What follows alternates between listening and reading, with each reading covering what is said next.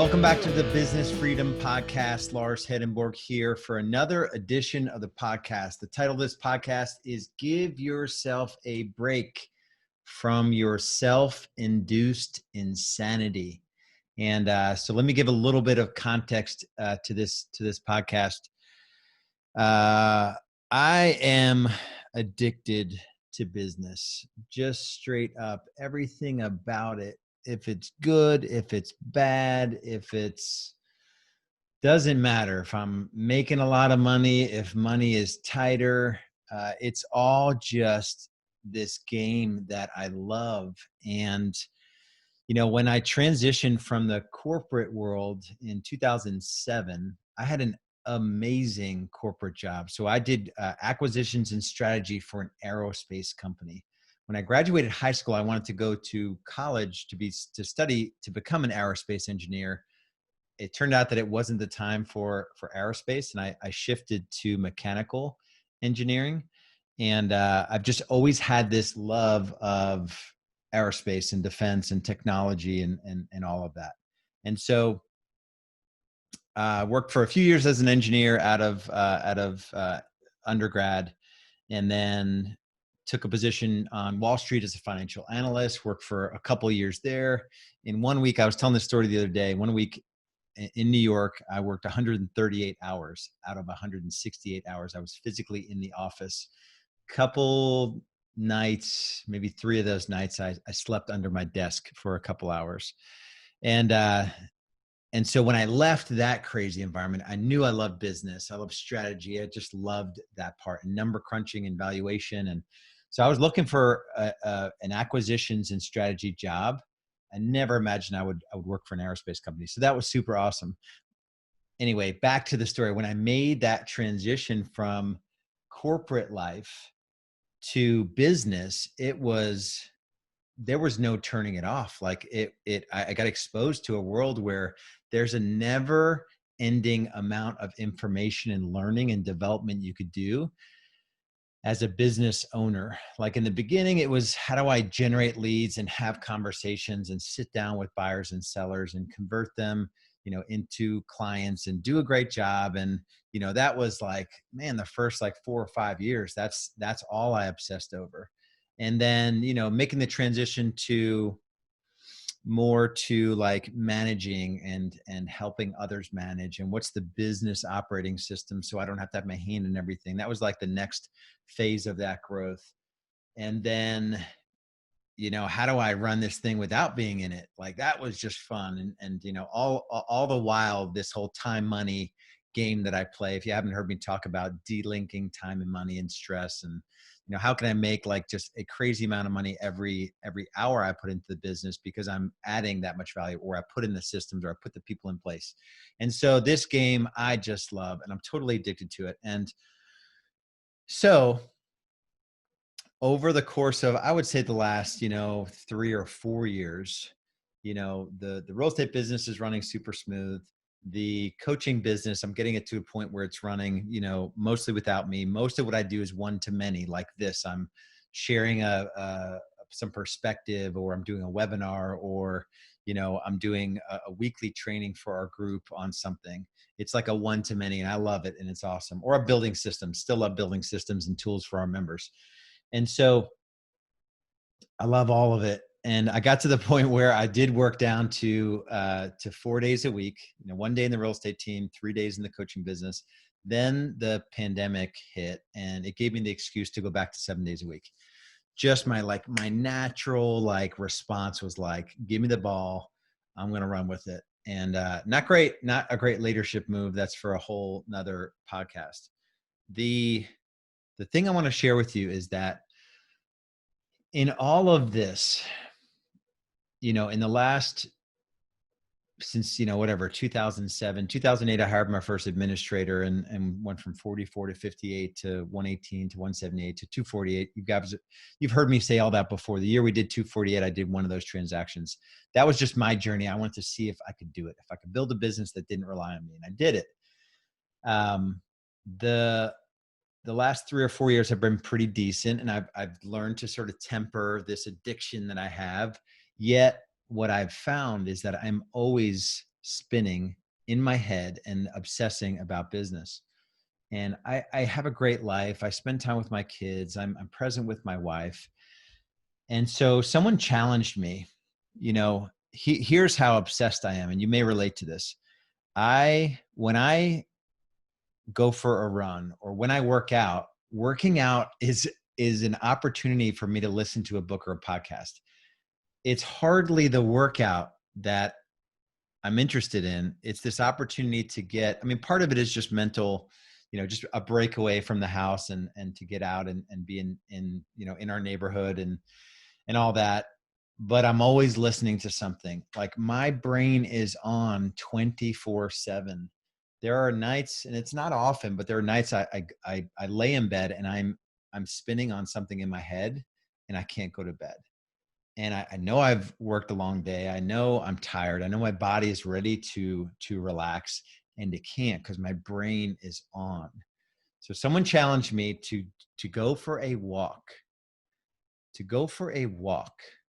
without any technology, without any AirPods in my ears, not listening to a podcast or anything. And this is going to sound stupid when I say this, and just hang with me, and I'll explain. So when I left my house, and it was probably about a 25 minute walk I went on, and it's a 1.2 mile loop around my neighborhood, small neighborhood we live in. It's just one loop. And before I got to the other side of the road in front of my house, I started thinking about I am going to take a break and just be with my thoughts. And I got emotional. Like I didn't sob cry, yet I teared up with emotion. And what I realized, what was behind the emotion, and I'm okay getting emotional. I've cried on stage, I've cried on virtual stuff I've done. Like it's okay. So I'm not. It's not that I was surprised by it as much. Well, I was surprised by it because there was nothing to cry about. And when I thought about it afterwards, so the challenge was to go on a walk for at least 20 minutes and then come back and journal and just write out what happened, what you thought of, how it was. And I shared this with my coach who challenged me to do this. And of course I got emotional again sharing it, and it was in a group environment, which is a little bit weird, and I'm okay with it because I think it's really served the group. This pressure that we put on ourselves as business owners, and the mental rack space that we take up all the time with all that we have going on in our business, we don't ever give ourselves a break. And at least that is true for me. I don't know if you suffer with the same, self-induced insanity as I titled this podcast. And so here's the crazy thing. I made a commitment, and I haven't stuck with it, full on every day. I made a commitment, and let me say, I made a commitment to do that more often, just to be still, cease striving. The Bible tells us to be still, know that I am God, which translates from the original text is cease striving. And so I made a commitment to cease striving and just go for walks and sit outside and listen to the birds. And what happened since I've done that is that I am sleeping better. I'm having dreams at night. I never would have dreams or remember my dreams. I think because I just clogged my head up with all this other stuff. And the truth is, there's not really much more. I'm not saying I know everything. There's not all of this stuff I'm shoving in my brain, these podcasts or these books that I'm listening to. I'm not saying that any of it's bad. I'm just saying, make sure, this is me preaching to me. I need to make sure that I'm going to leave pockets of downtime, of do nothing at all space in your day, so that you can breathe and you can, just take a break from what the pressure we put on ourselves. So the reason I'm sharing all this, I just thought in the group I shared it with, it really struck a chord. Like the pressure we put on ourselves, and our reaction to the pressure is just to learn more, or, consume more, to become more knowledgeable. And the truth is the opposite is true. For you to show up, even if you're not running a team right now, but to show up as a better real estate agent, let alone team leader. If you're running a team, if you have one administrator and one buyer agent and that's all you've got, or if you're running 10, 15, 20 people on your team, you have to do everything you can possibly do to show up and serve those folks at the highest level. And that includes having a clear mind to be able to be present in every moment possible in those interactions. Our ability to shift someone's life forever because of just this ability to be engaged and enthusiastic and energetic and just present in the moment with your team and your loved ones is something that it's just priceless. And I don't do enough of it. And there's no preaching here because this is just my struggle. And so I encourage you to a few times a week, if not every day, go for a walk and just listen to the birds. I also, twice when I did this, I sat down. There's a little pond in the middle of our neighborhood. And I just sat down on a bench in the middle of my walk and I just looked at the water and the little fish coming up and it was like the coolest thing ever. And so you may already have this part of your life together. This may not be applicable, but for me, I feel like this one thing is going to be a life changer for me. And I know that sounds super dramatic. I don't call it a game changer. I hate when people say it's a game changer. It's like, it's not a game changer. Like, not everything's a game changer. This one for me though, based on my cramming stuff in my head all the time, is going to be a life changer, a lifesaver. Even a better term for it is a lifesaver. And I'm going to be able to serve those around me. I'm going to be more patient with my kids. I'm going to be more present with my wife. I'm going to serve in my men's group at a higher level. I'm in this Christian business owners group, and I can come to those interactions with a mind that's free and clear to engage with what's in front of me. And so I hope there's encouragement here around this. Here's the crazy thing I was going to mention a second ago.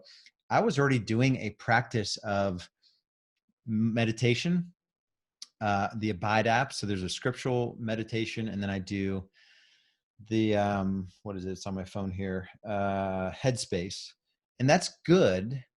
But it also became like me just checking a box, and I was just kind of getting through it to get through it. And so I'm bringing a different awareness to that time as well.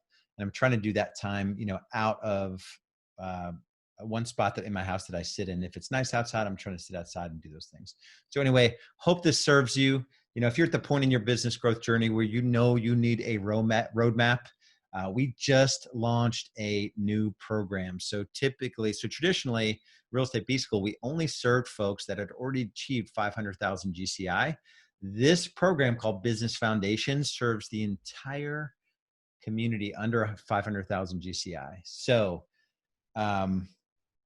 if you want to build a business and you want to build it on the right foundation, yet you're not at 500,000 GCI yet, that's why this is called Business Foundations. It includes everything you could possibly need to build your business. Everything from lead generation to lead conversion to client servicing to all the tools you need to scale your business, all the planning tools, all the tracking tools, and all of the team building, recruiting, culture, cadence, all of that's included. Also live coaching 4 times a week and live training. And so go over to Get Business Foundations. There's a webinar that you could watch if you want to. Getbusinessfoundations.com. That's getbusinessfoundations.com. This program, my friends, will be a game changer if you opt into it and you do the work. So go to Get Business Foundations and we'll see you over there.